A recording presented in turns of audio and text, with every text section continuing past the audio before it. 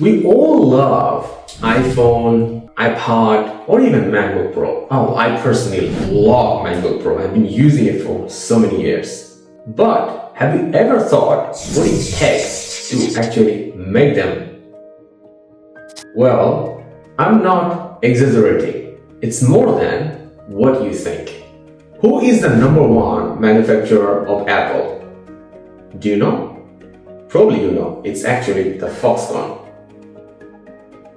But do you know what are the different allegations are coming along against the Foxconn? Different human rights organizations repeatedly reported things like Foxconn having low pays for their worker, they have long shift working hours, or even the living condition is really cramped in a small dormitories near the factory.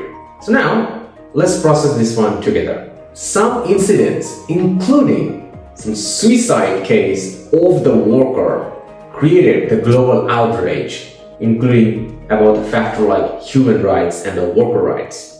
So, despite Foxconn making many promises to change the conditions and the worker condition, but it seems like all those promises and all the changes which is required to fulfill those promises has never hit the surface. Critics continuously pointing out to the Apple. Why? Because Apple has a huge profit margin and they're one of the world's biggest company of the world. So why not they're fixing the issues in their supply chain, and these issues which is creating human life problem, and particularly the people who are contributing their life and time to building this company called Apple. The other side of the critics are saying the other side of the coin.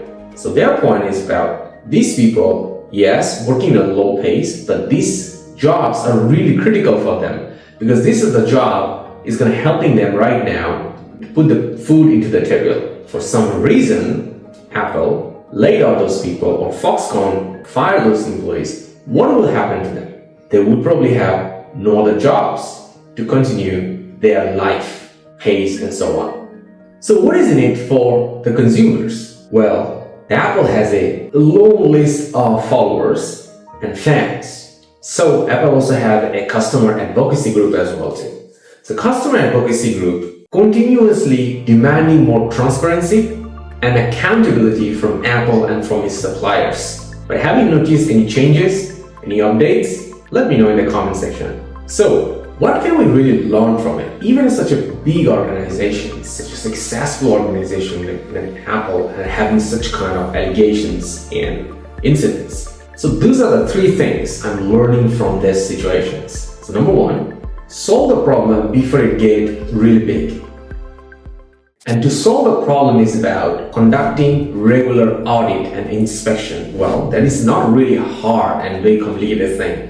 So many organizations who does an external third party to come over and do the audit and then transparently share all the findings and the progress of all the action that's been taken. So that one thing can significantly solve this problem what is Apple and Foxconn is facing right now. The second takeaway is about workers in the Foxconn suicide into their dorms.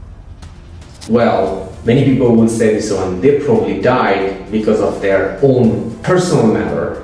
But there's a big point still coming to the Foxconn is about it happened because of all the burnout case. So in a factory, the workers need to work really long hours, often because of the requirement of the factory and so on. So one of the fundamental things factories can focus about investing on developing a proper mental support system and providing this a worker and including them into the recruitment, and also can regularly communicate it into the social media platform how that system has been implemented and helping the workers too. So by the other side, it can even provide a better employer branding for the employers as well too. So that's the #2. So that leads to #3 right now. So we are in the business of trust right now. Everything we're doing in the company, in the industry right now, is all about the trust. And now with the matter of social media platform, it's really easy for people to find out what's happening and also share their voice out. So like an example, companies like Samsung, if you go to their LinkedIn page, in any social media, you will see there's thousands or hundreds of customers are saying how dissatisfied they are about the product they have purchased from Samsung. So that is a clear message of this one, that company really need to take the social media platform on their own favor, not against them. So what I choose Samsung, they haven't replied any of those comments and completely decided to ignore them. So what is happening? It's creating global rage against them, and one day it will go put the whole brand on fire. And it's already happening, and you don't want to have that one. So what is the matter is about using social media platform as an opportunity to regularly communicate what's happening to organizations and communicate the message of all the improvement has been done for your customer and also to your potential talent pool. Because at the end of the day, many of the customer, many of the fan will already gonna decide to work in the organization. And that's the number 3. Use the social media platform to regularly communicate, to develop a transparent communication channel with the loyal customers and potential future talents.